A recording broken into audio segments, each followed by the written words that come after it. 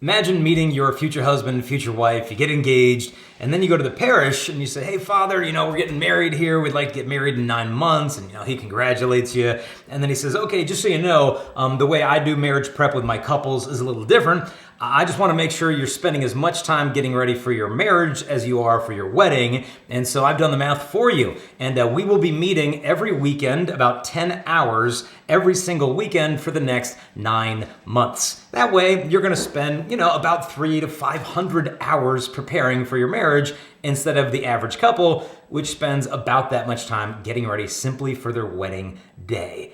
You'd be overwhelmed. Like, wait a minute, Father, we're going a little overboard here. But our culture focuses so much on that big day, and I think so often eclipses the lifetime that's behind it. And so how do we get the most out of our engagement? Obviously, the logistics and planning for the wedding can be exciting, it's fun, but how do you navigate through all the stress of that while staying close as a couple? How to enjoy that season of engagement without actually strangling each other before the wedding day with all these logistics? How do we maintain chastity? How do we continue that discernment process? What should marriage prep look like for an engaged couple?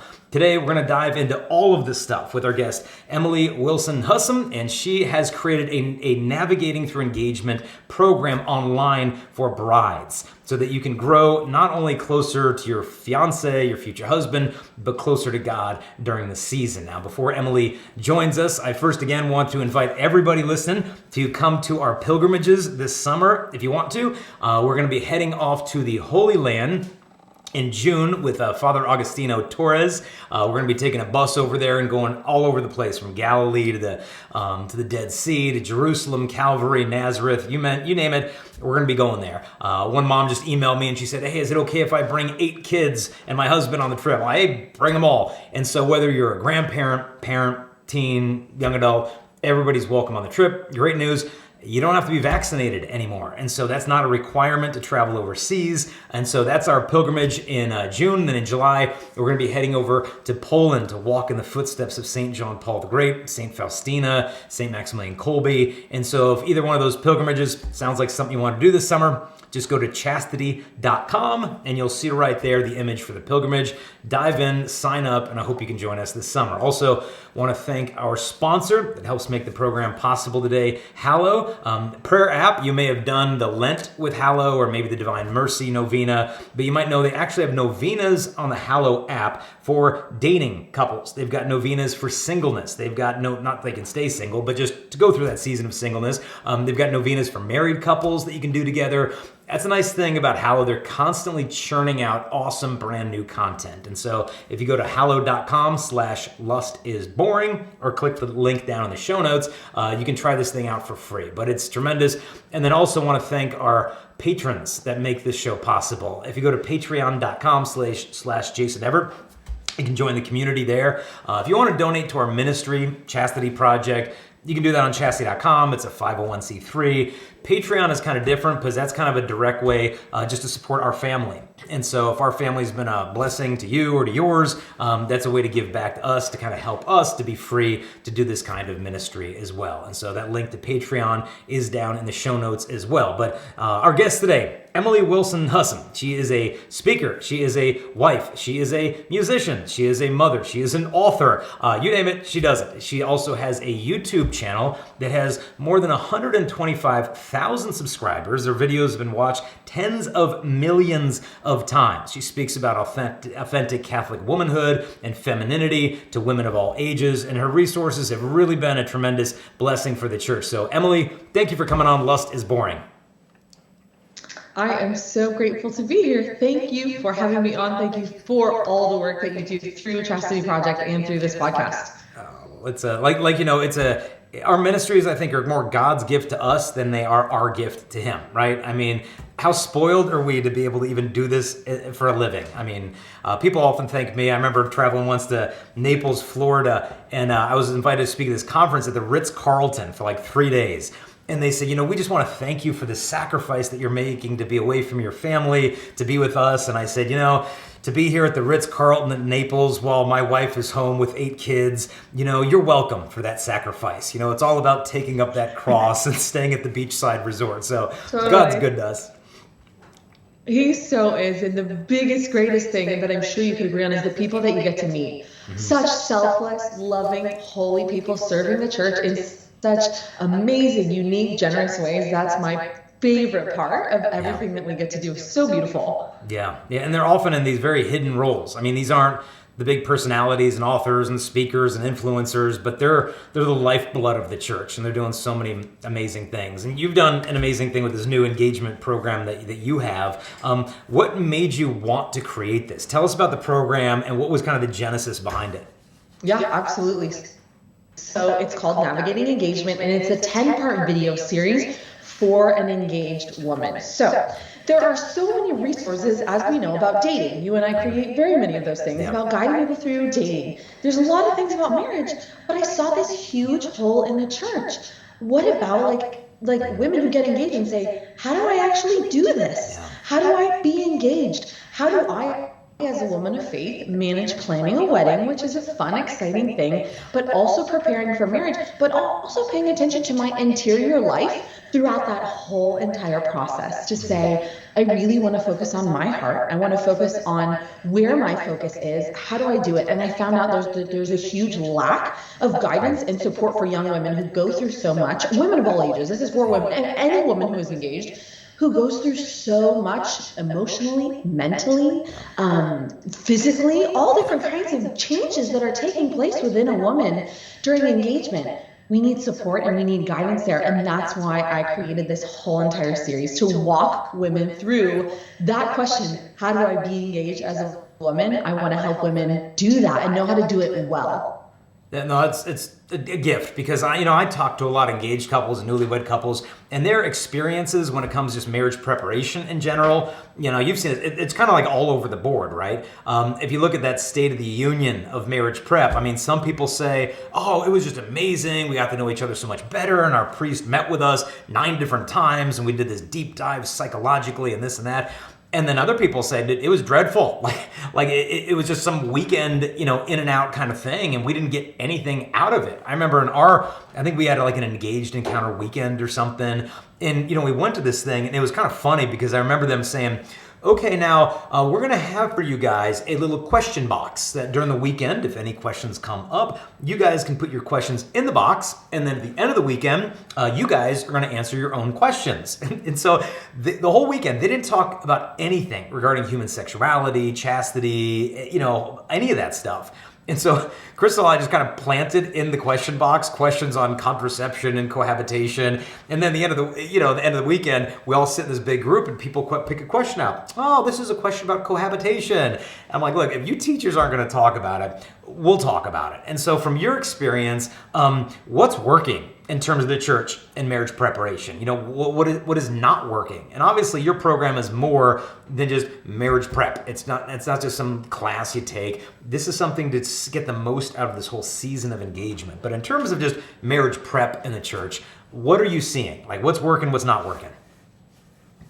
Overall, it's hurting. Overall, we need a big transformation. So the important thing to understand about navigating engagement is it's not preparing for marriage, it's walking through engagement. But I hear from these young women now who say, my marriage prep was one weekend. It was like 72 hours, and we had like those questions, and that was it. And they were like, check, like you're good, like now you can get married. And they are desiring so much more. Like there's so many couples I meet who are young, faithful Catholics who say like, I want it to be more than a weekend. I want to dive in. Like I really want to like set ourselves up for success. And I feel like the church is not doing that. Many other young couples, and we could talk about this later on, but they're just frustrated because they go to these engaged encounters, and a lot of faithful young couples, they're the only couple not living together. They're the only couple not having sex. They're the only couple who is living according to church teaching, and that's just so disheartening and difficult for them. There are a number of new programs that are coming out because of other people are seeing a need for a revitalization, if you will, of marriage prep in the Catholic Church. There are some people who are really trying to do something about it. And I've talked to some of those couples. I talked to a gal last year. She was having a really rough time early on in engagement because they just didn't know, like they were just, you get engaged and like all of a sudden these new conversations and new fights are coming up and all these things. And she was really struggling. And I touched base with her a couple months later and I said, how's it going? She said, oh my gosh, the marriage prep at our church is amazing. We have a mentor couple, which is a huge, thing that people are really trying to start having these mentor couples to help these young couples. She's our mentor couple. It's amazing. The priest is all in. And I was like, wow, what a beautiful thing to hear, because I feel like that's very rare experience in marriage prep in the church rather than the most common experience, which I hope over time it can become the most common experience. Like the majority of people will have that experience. Yeah, I mean, the experience that I've seen is it's kind of like triage.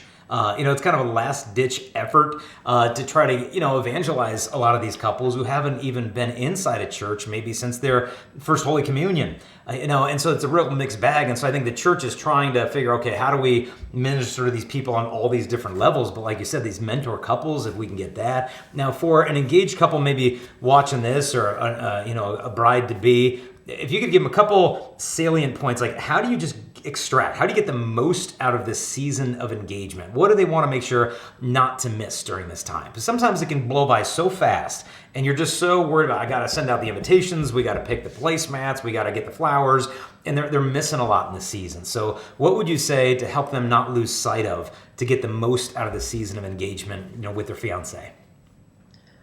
My biggest, it's kind of twofold, and it's kind of a funny twofold. The first one would be to enjoy it.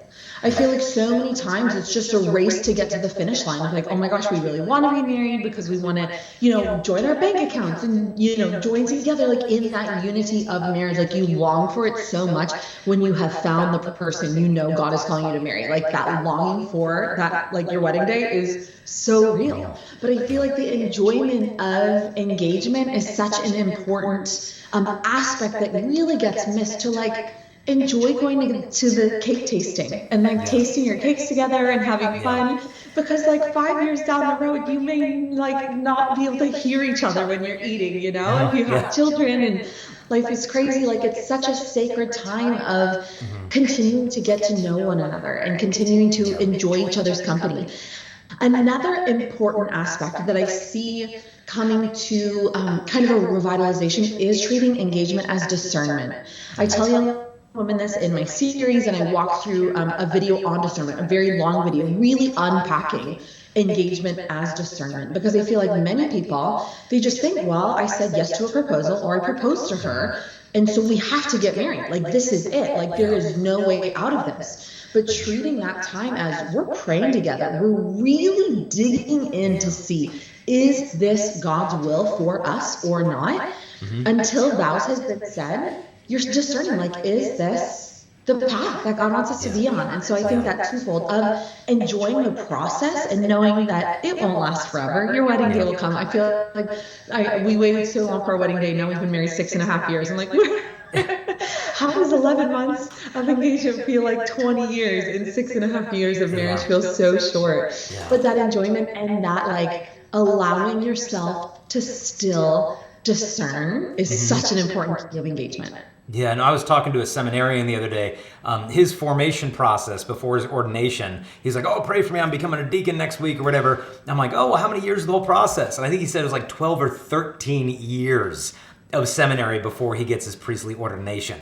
And, they're full on understanding, like, this isn't like I'm in the seminary, it's a done deal. This is 14 years, not just of formation, but of continued discernment. I mean, until the day you lie with your nose on the altar, on that marble, given your life in ordination, it's a continual discernment process. And now with an engaged couple, it's like, okay, 9 months. And a lot of times people are so pressured of like, okay, well, I gave the ring, and if we back out now, my family's already made airfare plans, the hotels are already set up, the engagements are out, it'll just be a public embarrassment to the whole family. So what are some discernment tips, if we can dive into that? Like, what are some red flags of like, okay, maybe we should hit the pause button here. Maybe we don't need to call the thing off, but maybe we need to postpone it a few months. Maybe speak to those couples that may be wrestling a little bit with discernment. Like, okay, is this a major issue, or is this just like, okay, people have faults, everybody's got shortcomings, and we have to love each other despite our faults? Or like, wait a minute, this is a major red flag, and I need to not let my fears of calling something off compel me to enter into something that she or I might not be ready for. So could you give some of like discernment tips for couples in the midst of that? Absolutely. It's a huge topic that we could talk about for a week. But I think it's so, for better or for worse, whatever your marriage prep would be, my biggest advice to engaged couples is always never keep it to yourself. If there is something that is bothering you, if there's like something churning in your heart, like maybe this isn't right, like the way he behaves or the way she behaves, like I'm really not like sure about that thing. Don't just brush it off and be like, oh, well, I don't want to bring it up or whatever. Bring it up to the person that you're engaged to, and most especially the people who are walking you through marriage prep. For me, I had a lot going on in my heart and in my life, and I talk about this in navigating engagement. Personally, I was like really afraid of the change. That's ultimately what we came to see. I hate change. I fear change so much. When I've like gotten in my rhythm, looking at like a change that's coming really is difficult for me. So I was just feeling a lot of different things, and so I went to see a counselor. I went to see a counselor to like work through why am I feeling like this, to bring up all of the different things of like, what I'm thinking and how I'm feeling, and that person is able to like help me sort through all of those things as a trained professional is supposed to do, and that helped me a lot. But one of the biggest things, like I said, is to never just keep quiet. Never just say, oh, whatever. Like, bring up everything you possibly can before you make those vows. Because once you make those vows, as you and I both know, like, you are in it to win it, right? And it's not like it's some small thing. It is huge. And I have had friends who discerned in like all different stories. I think a lot of people, and like the reality of calling off a wedding or ending an engagement is something that's very personal to people, and not very many people talk about, but more people have been through than most of the young people that I talk to think.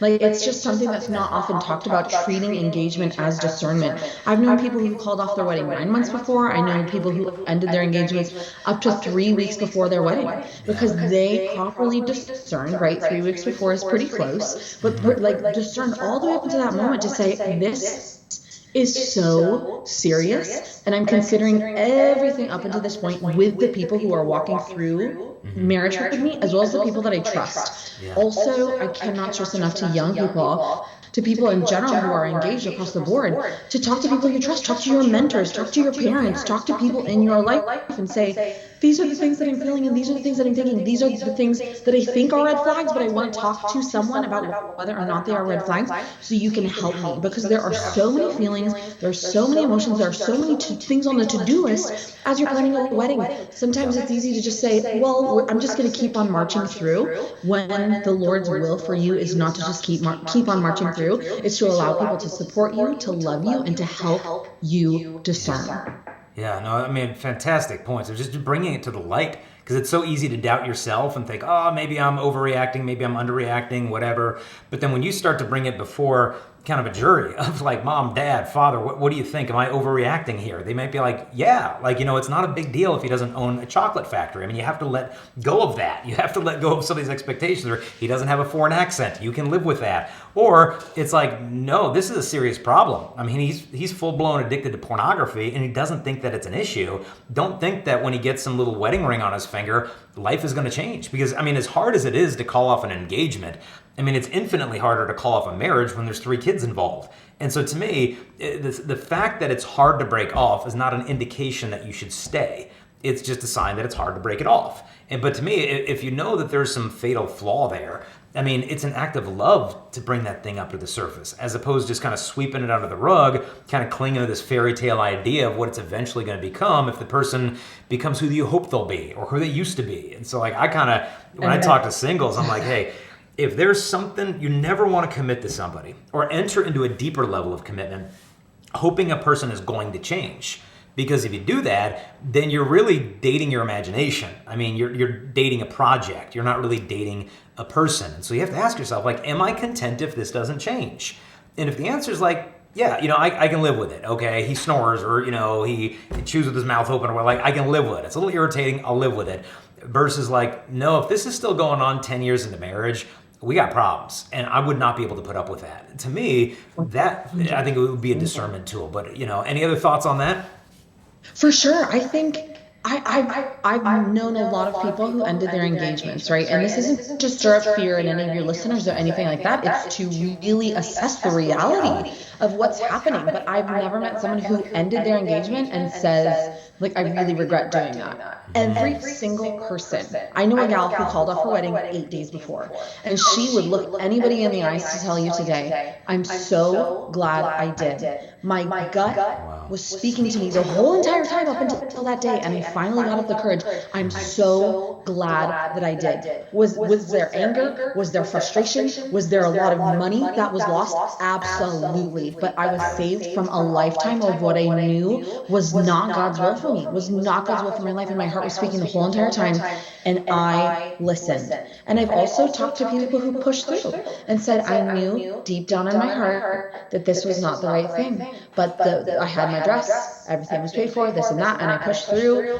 And we're 3 years in now, and it's worse than I could possibly describe. And so discernment, walking through those people, it is worth more than I could possibly describe to people based on the messages I've received over the years. No, I mean, it's extraordinary insight. I've never heard put that way, that you've never met someone who called off their engagement who regretted it. I mean, I had heard once of a Protestant marriage prep program. I don't remember the name of it. I wish I did. But they kind of gauged the success of their marriage prep program on how many couples they could get to call off the engagement. And so they'd have this weekend, this intensive thing, this course they do with the couples, and they had about a 50% rate of people who called off their wedding when they went through the course. I mean, literally half of the couples were like, we're not ready. Like, we have growing up to do, we got stuff to sort out, we need to get our ducks in a row, we are not ready. But I mean, to have 50% of couples call off an engagement, if you think about it, that's pretty much the divorce rate is anyway. They're just catching them sooner.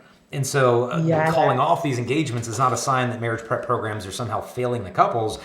Sometimes having 99% of the couples go through to the big day could be a sign you're missing stuff. It's like, going walking through TSA and like, hey, all the passengers got on the plane. I'm like, yeah, but some had guns, some had knives. Like, just because you're sending everyone on through doesn't mean that's successful. And so, having those other people to be able to speak into those fears. Now, for a couple that's Catholic and trying to do all things right, you had mentioned earlier that sometimes it's tough. There's some unique challenges because a lot of times your friends aren't necessarily doing it the same way. And you might kind of be the odd one out. And people kind of looking at you sideways, like, why are you guys not living together? Why aren't you doing this? Why are you doing that? Maybe dive into a moment of kind of encouragement or insight regarding the unique challenges of a couple that's trying to prepare for marriage the Catholic way. For sure. I mean, the baseline of the whole thing in talking about this is that, like, following the church's teachings in regards to sexuality, in regards to not cohabitating, it is so worth it. That is the foundational thing of the whole thing, is that it's so worthwhile to do it. But is it really frustrating? Yeah. Can it be super inconvenient? Yeah. I hear from so many young women who say it would be so much easier for us to live together right now. We're paying 2 rents, right? Well, we're paying for this wedding. It gets so annoying to have to leave each other every single night when we just want to live in the same house, right? And our wedding is 2 months away, and like that longing, like I talked about, to be together is so real. But I have never, again, met anyone who says, like, making those hard decisions of sacrifice, of self-denial, of all of those things leading up to our wedding day, in not living together, in choosing to live together, all of those choices that we made. I've never met someone who says it wasn't worth it. Every single person I've ever talked to about this says, I'm so glad we did, because it taught us about self-denial. It taught us about sacrifice. It talked about, like, going through inconveniences for the sake of love. Yeah. There are a lot of inconveniences in family life. Like, there are a lot of sacrifices to be made. There are a lot of, like, times where I have to say no to whatever I want, like, in that moment, in that time, whatever it is, as a wife and mom who has to lay down my life for my family every single day. And living as a Catholic couple, right, in making those sacrifices, it just is more preparation for your marriage and for the sacrifices that you will make, and it prepares you so beautifully. And is it hard when people are like, wait, you guys aren't living, like, you guys aren't living together? Like, are you kidding? Like, that's the stupidest thing I've ever heard. Like, what if you, like, start living together and you hate each other? The beauty and the joy of, like, the newness, right? You enter into that covenant of marriage, and the newness of all of it is so exciting and so good.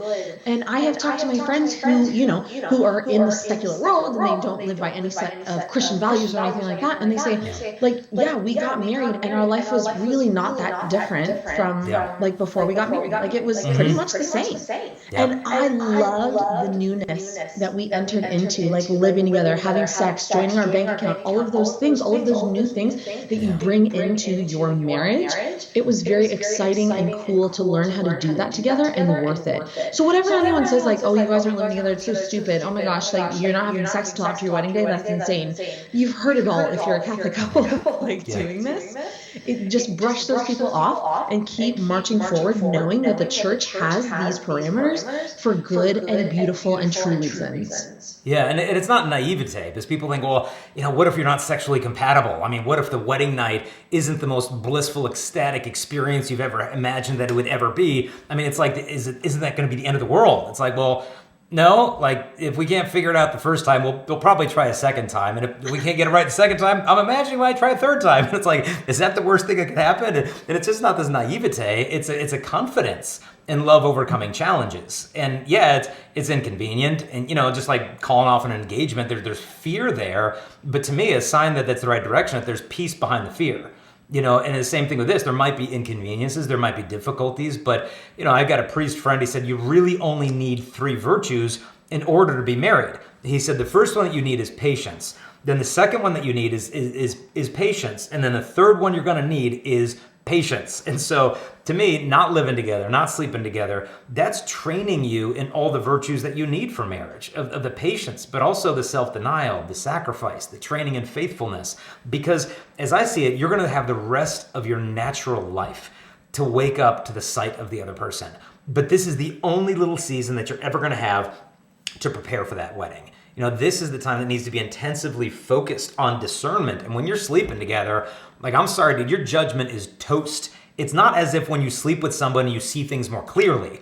Not even at all. I mean, when you sleep with someone, like, you are blinded and you are binded. I mean, you've got the oxytocin flowing that cause massive emotional bonding. It impairs your critical thinking ability. It makes you forget negative experiences and memories of the other person. And that's great in marriage because you're not as critical. But outside of marriage, to me, it's so dangerous because of how it shortcuts the whole discernment process by making you physically and emotionally married when the wedding ring isn't even on there. And so, yeah, I agree with you. I mean, people are going to give you a hard time about it, but let them.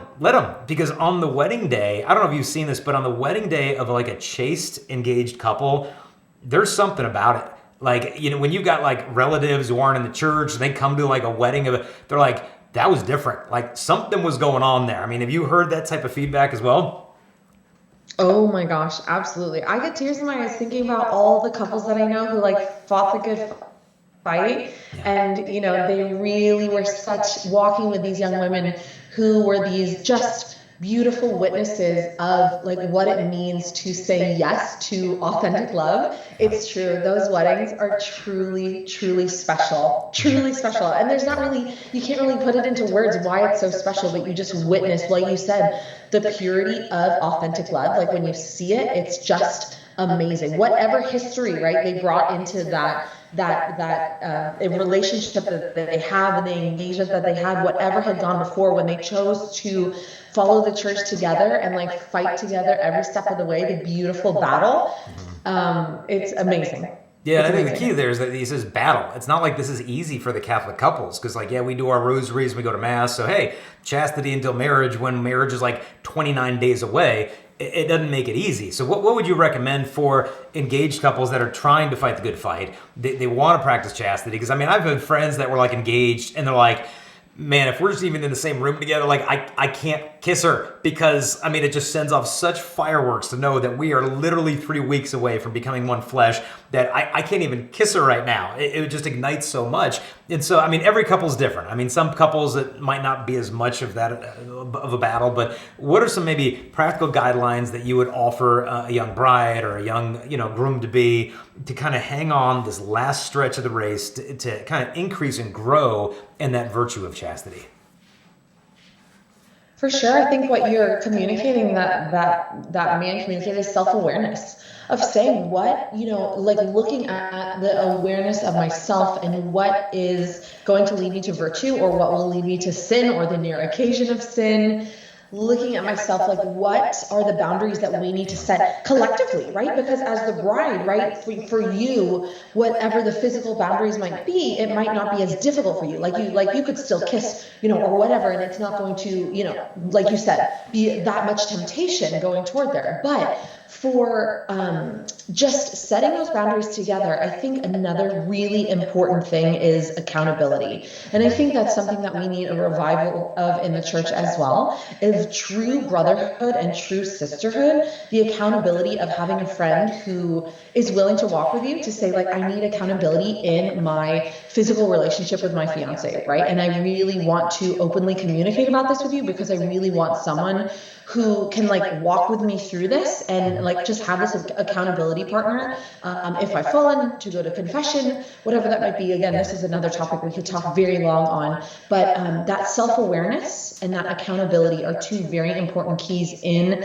living chastely all the way up until the wedding, right? We all pursue the virtue of chastity in many different ways, even after marriage, but speaking most specifically to physical sexuality, those are two important pillars that I think are so important for any person walking toward marriage. Yeah, and just to know, I would say too, you're not alone as an engaged couple in this struggle, because a lot of times you got all the greatest intentions. Hey, we're going to stay strong, and then you mess up, maybe go a little too far, and then you have the talk with your fiance, like, hey, I'm sorry.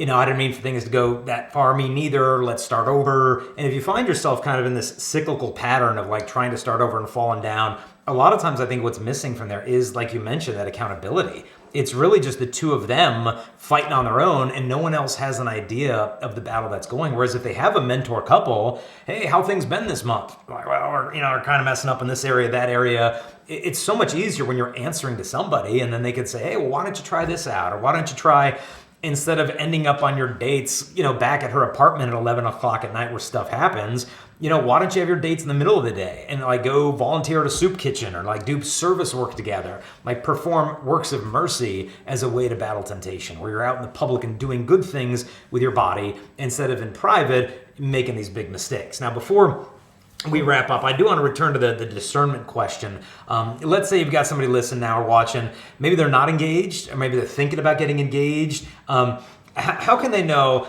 is this the right person to spend the rest of my natural life with? And is this the right time? In my own life as well. Like, am I ready for this? Or is there junk, in my own life that I'm kind of just sweeping under the rug, and I'm just thinking, hey, we're just going to get married, and that's going to like put a Band-Aid on all these kinds of issues. How can a person know interiorly if they're ready when it comes to the character, the discernment process for marriage themselves? And also, is this the right person to marry? So right time, right person, any discernment tips you can give in terms of someone engaged or about to get engaged? Those are two huge questions. Yeah. Huge questions. Like how do you know it's the one? Like, how do you know this is the right person? For me, I really believe that you have to be walking with the Lord, right?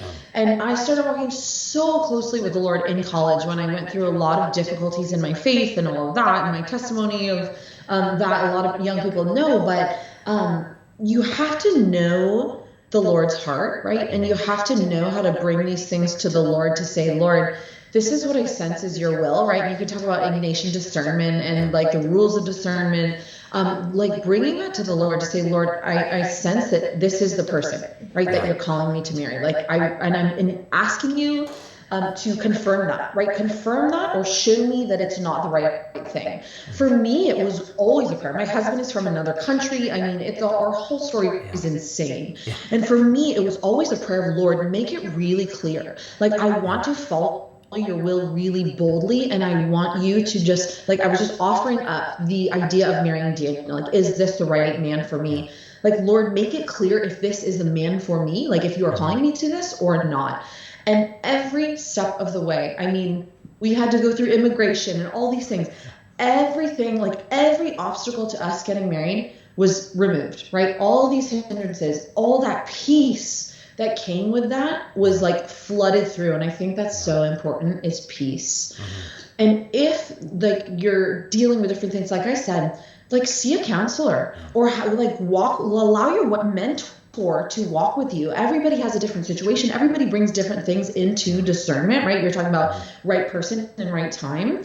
This is something that's so important, to talk with the people you know and love and trust, to say, like, ask them, like, do you think I'm like ready for marriage? People you know have been married for a long time, who know you well. I don't know if it's your aunt or your uncle or whoever it is, to ask them honestly, like, where are some areas do you think I could grow before I get married, right?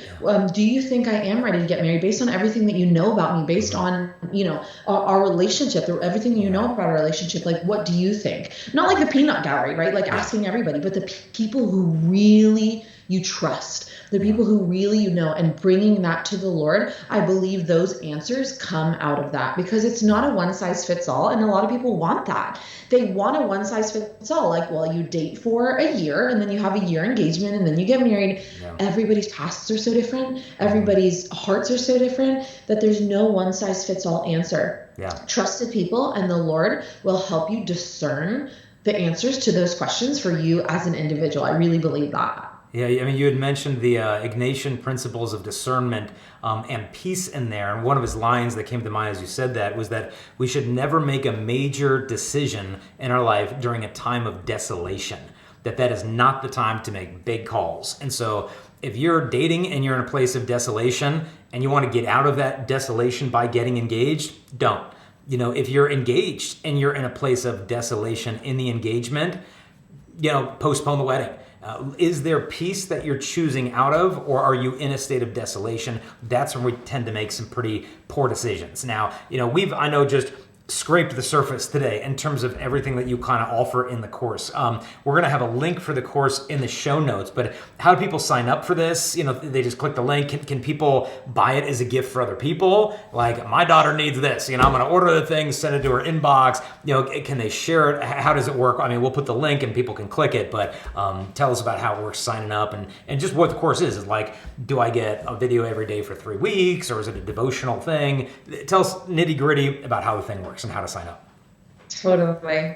So it's a 10-part series. There's just about 2.5 hours of videos. You get it all at once. So when you purchase it, you get it's like a resource, right? It's a whole entire package. Each video has a different topic, and each video comes with a journaling worksheet with questions to help the bride to be like, look at her interior life and her heart and really ask questions that need to be talked about and discussed through that. And then there's an original prayer for each topic to really help her bring that to the Lord. I do believe this resource is necessary. Every engaged woman right now needs this. You can gift it. So if you go to navigatingengagement.com, there's a gift option, or you can, there's a link there. You can find it through Jason's link there. You can go to find the gift button and you can get it for any woman you love, whether that's your niece, your sister, anyone. The reviews have astonished me. Like, I knew there was a need for this, but I get messages every single day of women like, either I wish I had had this earlier on in my engagement, or my engagement has just changed in the best way so dramatically because of this entire series. So I really hope and believe that this can change engagement for couples, because as many grooms to be know, the brides to be pretty stressed out. So I want to help them manage that stress and let that peace that they receive from engaging in this series flow into the entirety of their engagement and therefore their marriage. So I hope that many of your listeners will join in before, you know, their wedding day, or invite their sister or their niece or their cousin to do that, and really give these brides to be a lot of peace, and therefore the grooms to be a lot of peace as well. Yeah, no, I mean, I think the more peace the bride has, the more peaceful the groom's going to have. And thankfully, the church does have resources for the grooms. Some people may be watching it and thinking, okay, well, I'm a guy, you know, what's in this for me? One thing I'd point out is I'd recommend for the guys Exodus 90. I'm sure you know plenty of guys that have done that. We'll put a link for them in the show notes as well. I go to Exodus 90/Jason, and you can sign up there. It's 90 days of asceticism,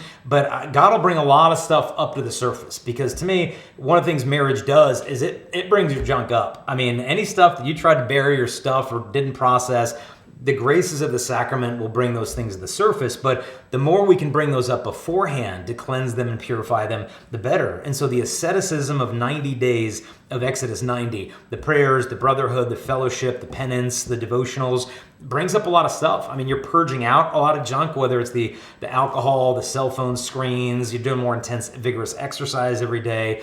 I'd say if your bride is doing this program, sign up for Exodus 90 and do it beside her. So that way it's not her doing all the heavy lifting of marriage prep, and you're just kind of enjoying the fruits of her growing in holiness.